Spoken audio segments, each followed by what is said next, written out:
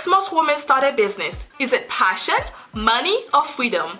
Welcome to Female Founders, the podcast that takes you behind the scene with women who are founders and CEOs to help you start and scale a successful business of your own. I am your host, Nagelia de Ravin. Hello everyone, welcome to another episode of Female Founders. In this episode, we are going to have a conversation with Anne McNeill. Anne is a business and life success strategist, speaker, and author. Anne is known for helping entrepreneurs find the right path and direction. Her story of how she gets started as a businesswoman is fascinating. This is going to be such a great conversation, full of valuable information for entrepreneurs. I am super excited to listen to her full story.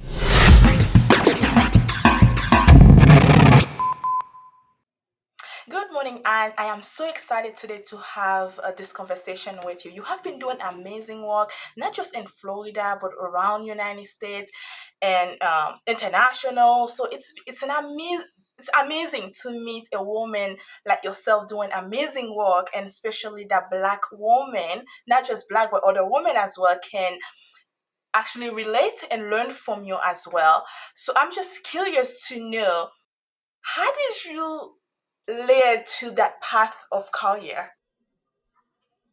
Well, I think the path actually for me starts very young, very young. I like to share that my mom was a holiness minister and my father was a business person.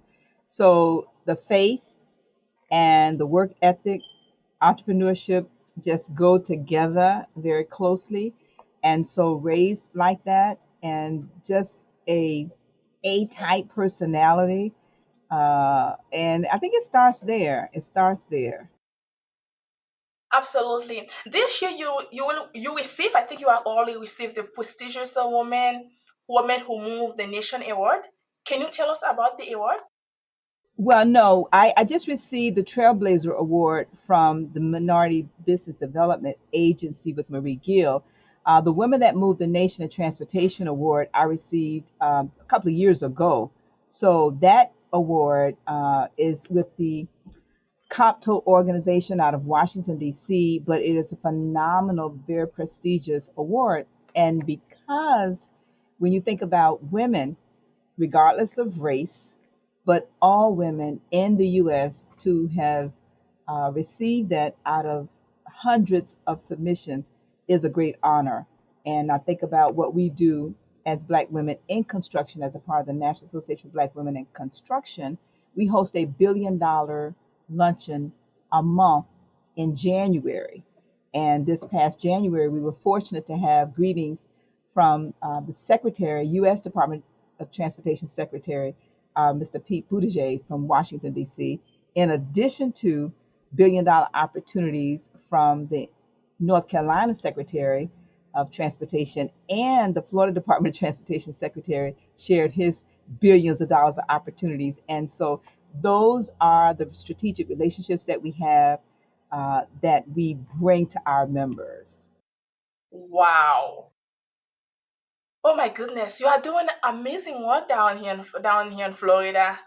But can you tell us about Constructively Speaking Inc? Well, constructively speaking was born Constructive. out of the fact that I am always sharing nuggets. I call them McNeillisms. And as a result of starting the International Mastermind Association back in the 1980s, and as a result of starting MCO Construction in the mid 80s, and as a result of starting MCO Consulting in the 90s, and being a part of an organization called Better Investing, where we teach individuals how to analyze stocks and how to invest as volunteers. I'm always talking about how to help individuals and organizations have a better quality of life in their highest income producing areas of their business and their life. And as a result of that, people are always asking me, can you come and speak and can you come and share? And I had to learn the hard way, and I'm still learning, that people don't respect what they don't pay for. That's one. The second thing I am learning, still learning, is the fact that people will relate to you based upon who they know you to be. And people knew me to be a contractor, and they knew me to be construction, but they did not necessarily know me to be a professional speaker, an author, a coach, and a consultant. And so I had to make a conscious decision back years ago to begin to build myself as a brand, and that's called Constructively Speaking, obviously. And many of my pursuits and organizations fall up underneath that because I speak to share in all of those different areas, and that allows individuals to get to see the other side of me. So constructively speaking is only for organizations. So you speak, for example, the employees, or if they're having an event, or like a conference, things like that. Correct? All of the above, all of the above. I also host on an annual basis a retreat underneath Constructively Speaking, and that retreat is for 10 women, and I every now and then I'll have one guy, but it is an opportunity for individuals to drill down into their life. I like to challenge people to think about the fact that you, let's say you, talking to you, you are a corporation. So just imagine, right? You are a corporation. Now, every publicly traded corporation have stockholders, shareholders, and every quarter you have to give your shareholders a quarterly report on their earnings. How are you really doing? So imagine if you did this for your life. Where are your goals? Where are your strategies? Where are your plans for the 10 areas of your life? So that would include spiritual, family, financial, your health, your education, your personal development, your business, maybe an entrepreneur, not necessarily an entrepreneur, but also your recreation, your creativity, and the civic area of your life. So imagine having a place you go to once a year where you drill down in your own life, like a publicly traded corporation, and you actually write out your plan for every area of your life. This is what I do inside of my private retreat for my clients up underneath the constructive speaking. Because again, when you think about having an earnings, how are you doing compared to how you said you were going to do? Maybe you said you were going to get your physical, all of your appointments. You have a year. At the end of that year, do you look back and say, well, I was going to get my dental, I was going to get my eyes, and all of these different exams? Did you really do that? Who's holding you accountable? So that's something that I do inside of constructive speaking for my clients, but I bring them together once a year and hold them accountable for their goals, for their business, and also for their life. It's like when you leave that retreat, you have everything in order. It's like you have the entire Exactly. thing in order. So all you have to do is Exactly. follow. Exactly. That is, you are so sharp. That's exactly the idea. That's exactly the idea. But the realization may sound easy, but when you think about the self discipline, the self confidence that is required to stay on that task, because first you've got to decide what is it that you want. What is that burning desire that you have for every area of your life? We may have a burning desire in one area, maybe financial, but do we also have a burning desire in the health area of your life, or in the business or recreational area, or maybe your creativity? What about your spiritual? So when you really begin to think about your life as a business, we spend more time planning a vacation than we do planning our life. That's true. That's true. I agree with you on that. And when is the next one? Well, it's every year in November. Normally, it's the first or the second Saturday of the month of that November. And depending upon the availability, we go to the same beautiful 5-star hotel every year. And based upon that availability, it's either the first Saturday or the second Saturday in November every year. So is it And of only course, the your details, I'm sorry, I was going to just say the details are on my website at annmcneil.com.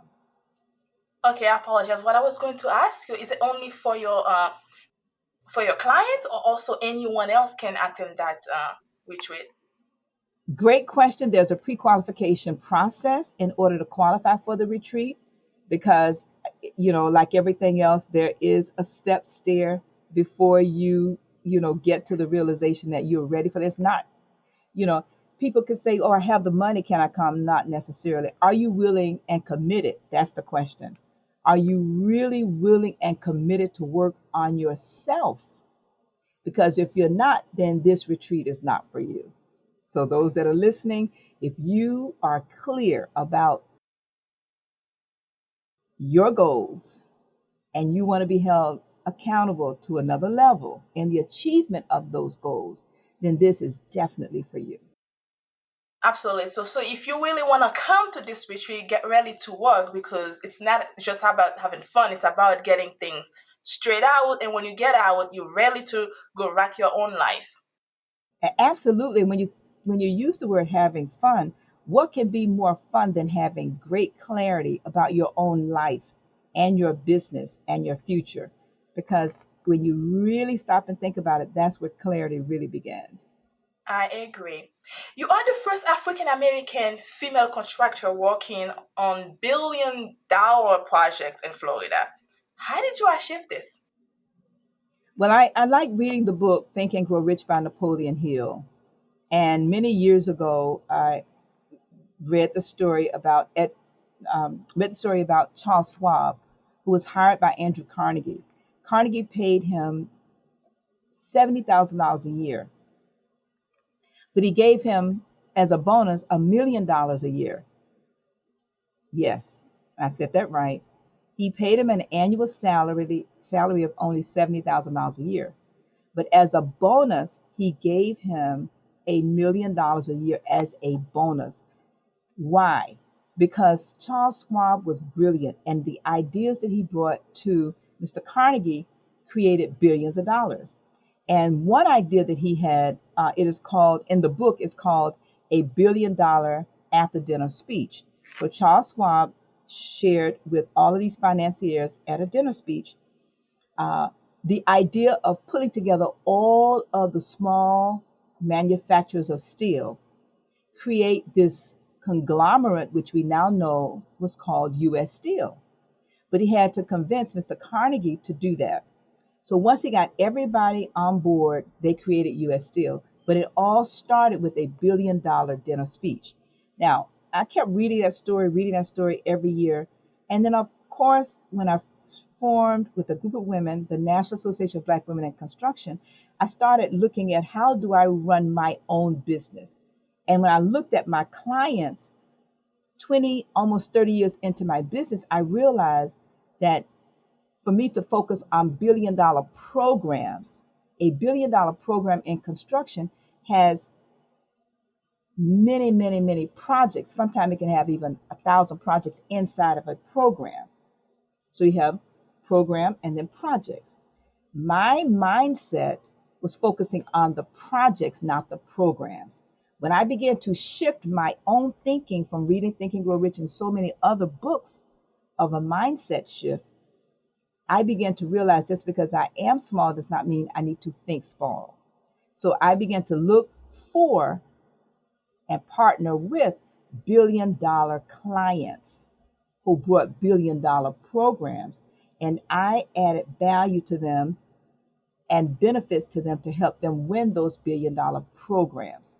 When I began to do that, I realized that it was easier for me to bring my partners, whether my members from Black Women in Construction and other small Black women business owners and men, to partner with me with my clients. And once I began to see the success of that after years, I realized that that's an idea that I could bring to the National Association of Black Women in Construction. And we started hosting a $1 billion luncheon by industry. So when you take the infrastructure bill that was just passed, it is $1 trillion, $4 trillion to be exact. So imagine how many billions are inside that trillion.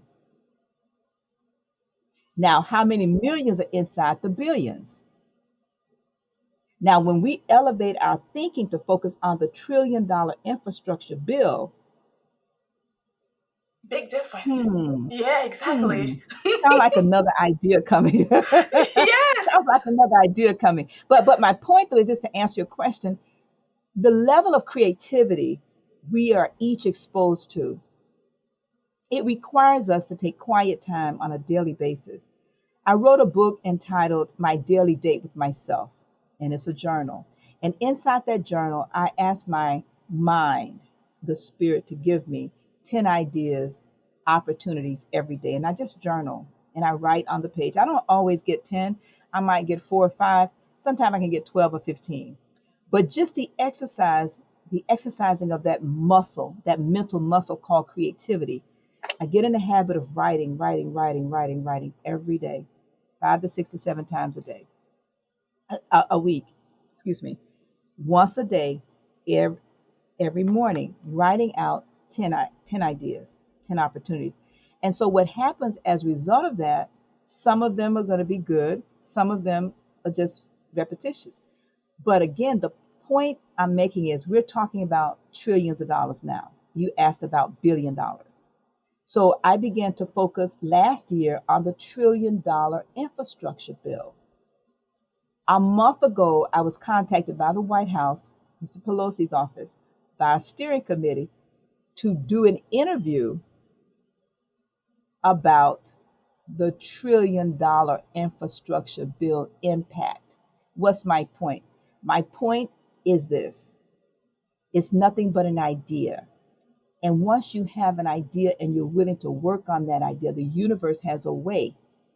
Can't explain it, but I know it to be true. I wrote a goal to be involved with the $1 trillion infrastructure bill and the opportunities coming out of that.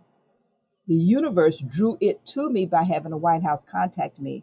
And actually, if you go to Twitter, you can see the interview on Twitter because they posted the interview last week, last week on Twitter. And I did not realize it was there, it just popped in my phone.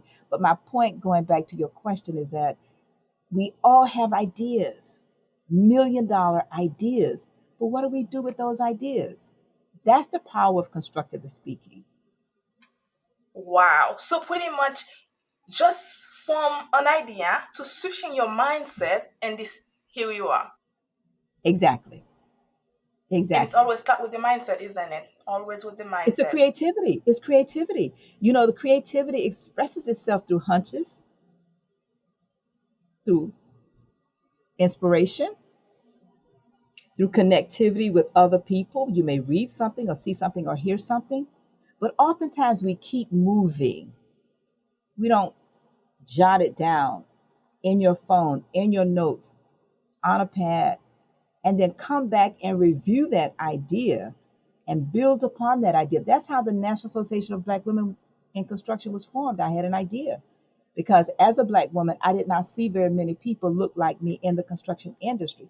And I kept saying, somebody should do something, somebody should do something. And the spirit said, you should do something. I was like, no, not me. No, Black women. Mm-mm. I told God, I said, no, you don't understand Black women, Lord, like I understand Black. No. And over the years, he just kind of slow walked me down. And here we are, yeah, almost 10 years later. And right now, we have a presence in about 15 cities in the United States right now. Wow. I have to say, you are a very busy lady. I don't, well, busy, but I would like to suggest I am strategic in my focus, and the plan has been written. And every year, I have an annual meeting with all of our partners, and we bring our life in writing. So it's not, busy, but I like to think that it is more strategic in terms of the achievement of the goals that we've set for me in every area of my life. It's written 400 or 500 pages, written goals with dates. Don't always hit them. And then every year I just update that and drill down in that. So it's the same thing every single year. I love that method. I absolutely love it. I think I'm gonna copy it from you by doing the exact same thing. I usually do it, but not exactly for my entire life. But I think it's a great idea. Well, you can join us. You can join us every January. And all you have to do is go to the website international masterminders with an s.com, and register to join us. We do this every single year, and I've been doing it now for over 20 years. We started very small with a small group of people, and even through COVID, we continued to meet even through COVID at a hotel. And actually, it's the Embassy Suites in Boca Raton on Yamato Road.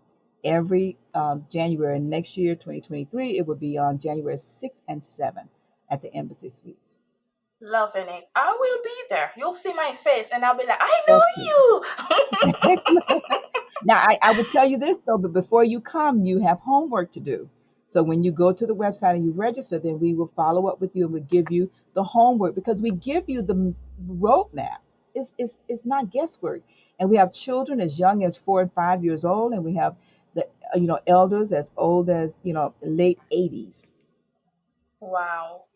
Don't Yeah. worry, I love hard work. That's the reason why I'm here.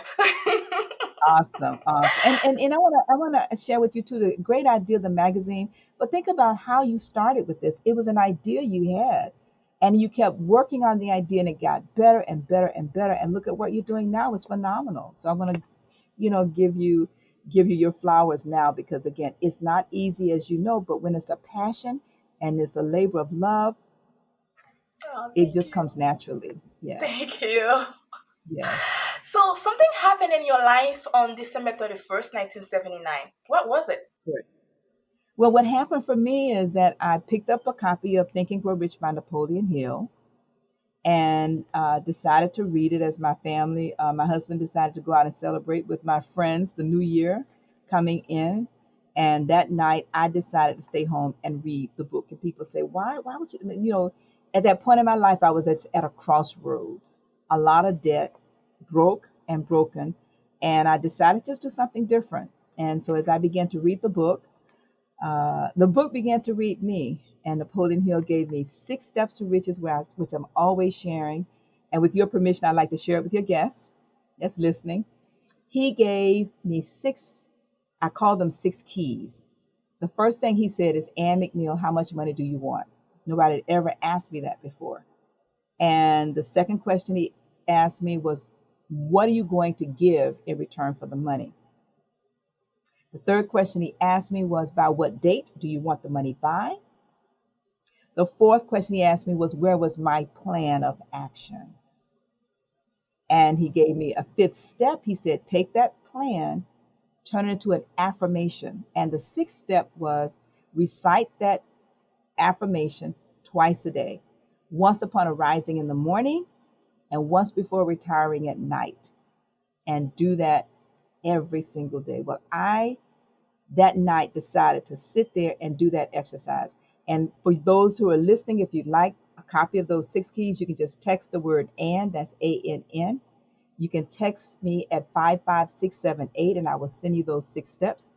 Text ANN at 55678. Just put "and" and you'll quickly get those 6 keys. But that night when I sat there and did that exercise, I decided, first question, how much I wanted was $1,000.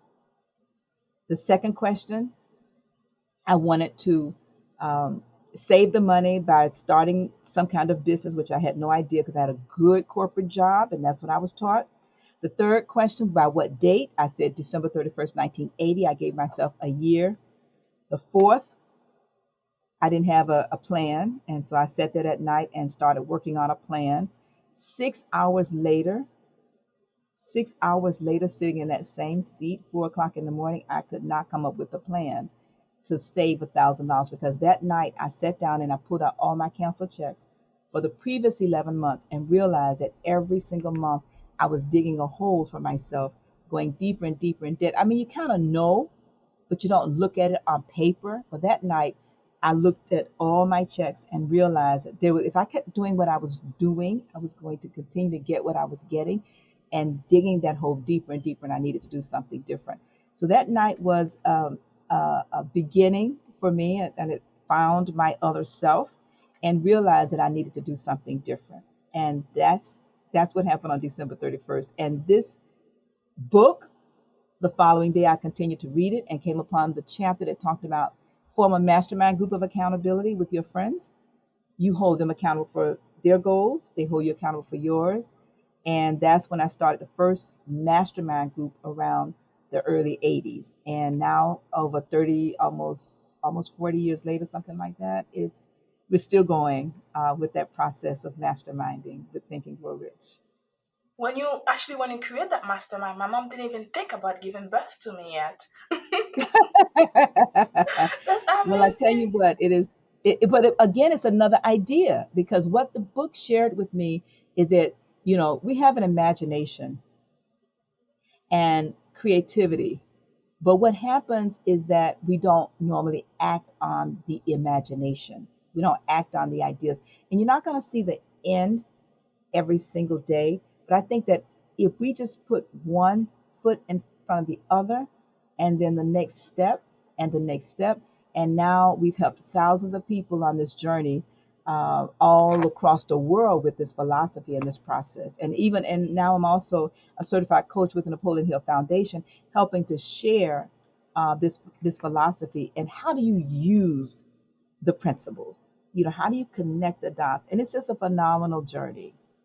And you know what? And a lot of people have issue connecting the dots when it's come. They like if they can't connect the dots, they just end up being left, right, left, right. They don't really know what they are doing. They're all over the place. And yeah, I think you're absolutely right. And I think it starts with the lack of a desire. You see, what Napoleon Hill did for me that night when he asked me the first question is, how much money do I want? And I just pulled a number out of the air. And then the realization hit me. And it actually took me 10 years to get out of that debt before I was actually able to save $1,000 a year. And now, 30, 40 years later, my desire now is to passively, from passive income,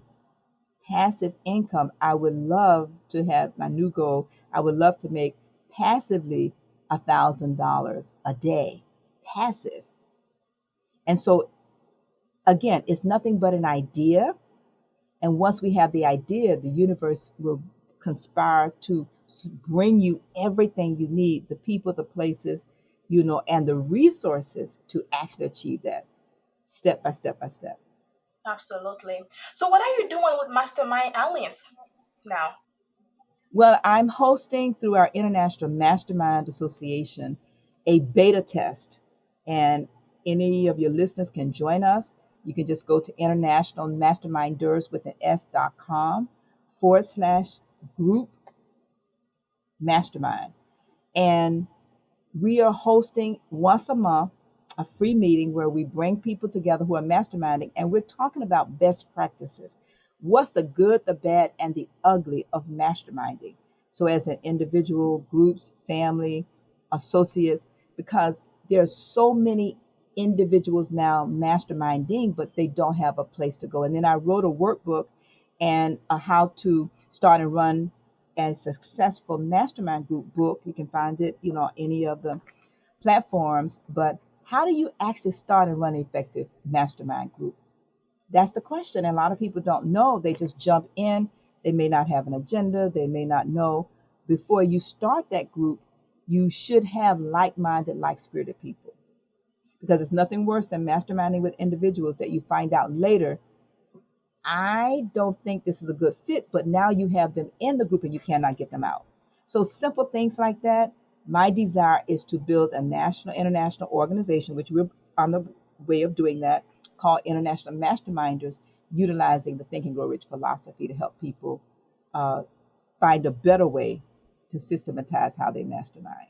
So, for example, if someone that's doing mastermind courses or mastermind group, can they also join that so they be able to Absolutely. understand? It's open. Yes, yes, yes. Absolutely. It's open to anyone. It's open to everyone. We also have children that mastermind on Sundays with us for 30 minutes. Yes, on Zoom, and their age range from 5, like I said, to 19. And they mastermind every single Sunday for 30 minutes. I'm curious. I have to ask. But can you explain how when you say you have children? So when they Yes, mastermind with you, can you give us like an idea of how that work for them? absolutely. Sure. Absolutely. We use the same process and system for children as we do for adults. So the 6 steps that I just went over with you, they read Think and Grow Rich. 2 pages per week. 2 pages. They come on, they each walk through the 6 steps. They have their own affirmation. Yes. They walk through the 6 steps, those 6 keys I talked about, how much, doing what, by when. They have it written down. They come on the group first, they have a prayer, then they do their own affirmation. They break out into breakout groups. Yes. And 3 to 4 per group. They discuss what they read, the aha moment for the week, and the goal that they have, whether it's their homework or whatever it is that they need help with. Then they all come back together and they wrap up. So the meeting goes from about 30 minutes, maybe 45. And we have international students that come on. We can have as few as 7 or 8. We can have as many as 20 plus. And it just depends upon the time of year, but we do this for 52 weeks out of the year for the children. And I've been doing this now for over 30 years. And now many of the children who started out with us 30 years ago, they have children Yes. who now are able to mastermind with us. So you are creating. I guess what I'm trying to say is, it's like a future generation. You are shaping them how to go out there in this world to make it better for the next generation. Absolutely. Absolutely. And I tell you, there's nothing more joyful to me than to watch an 8, 9, 10-year old who have they've memorized some of these quotes, they've memorized the affirmation, they've memorized these sections, and they can discuss with you in great detail their interpretation of what they're reading. It is phenomenal. It's phenomenal. So Oh, absolutely, oh, and that's absolutely. awesome. That's awesome. Oh my goodness, I love that because I am a big fan of our next generation. Because if we can help them, we can guide them. So that's mean we are making a change for the next generation, and which that's what we need to do as women. Well, you just said something so powerful. If we can help them, we can guide them. And you reminded me when you made that statement of something that we hear on the airplane, where the airline stewardess, come over the microphone and she says, "Listen, put on your own face mask first. If we're going down, put on your own face mask first." How can we help our children if we don't help ourselves first?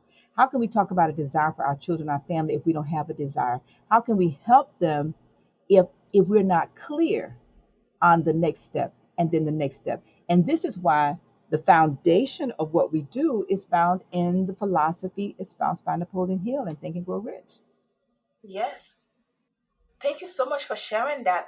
I didn't even know you were doing that at all. Absolutely. It's amazing. Absolutely. So, what is your advice to young entrepreneurs? I would definitely say you must have a dream in order to have a dream come true. I think that would be the advice. Every single one of us, regardless of the age, especially young entrepreneurs, you must have something that you desire so passionately about. You are willing to become that. And once you make that decision and you've identified what that is, then the philosophy of success, the principles from the Bible, and so many other resources that we have to help us to live a better quality of life is it makes the journey easier because it's really about the journey. It's not about the destination. And that's what I would encourage our young people to start with that first book, which is the Bible, and then the other books which are built upon that book. But you must have a dream and a desire for what you want in order to have a realization. Yes. But now I'm curious to know what's next for Anne. Oh, what's next for me is exactly Yes. what yes, thank you. Great question. What's next for me is to continue to build others, to help them achieve their desire for their business and their life. That's what's next for me. And so every day in every way, I know that we're all getting better and better as long as we have something that we're aspiring to achieve. Absolutely. Thank you so much, Anne, for giving me your time and for supporting women, especially Black women. We need that guidance, we need that support because God knows we suffer a lot in this country and we come from a long way. So, having a woman like you that stand and fight, and here you are, starting with a book, and here you are, you're making a huge difference. If you didn't pick up that book, you probably would have never been there helping others. So I am Absolutely. grateful for you to not go into Happy New Year because I know how important it is. Happy New Year, everyone. So I am grateful you did that and thank you. I appreciate it. All right, thank you. Wow, this was an amazing story. I love listening to how she gets started. Women like Anne was taking a chance in building to help other women unnecessarily, to help us discover our full potential. My takeaway is that you have to take a chance in life. If Anne didn't stay home that night and read that book, perhaps she wouldn't be where she is today. She wouldn't own different companies or create so many different programs for kids and adults. Remember to take a chance and give yourself permission to find the right approach. Thank you, Anne, for taking the time from your busy schedule to share your story and knowledge with us. And thank you for listening to this week's episode. Let me know your thoughts about this episode and how are you approaching the professional world. To learn more about Anne, please visit www.annemcneill.com. Thank you for listening to Female Founders Podcast. That's it for this week's episode. Be sure to follow us on your favorite podcast app or connect with us on womel.com so that you don't miss our next episode. See you next time. Bye for now.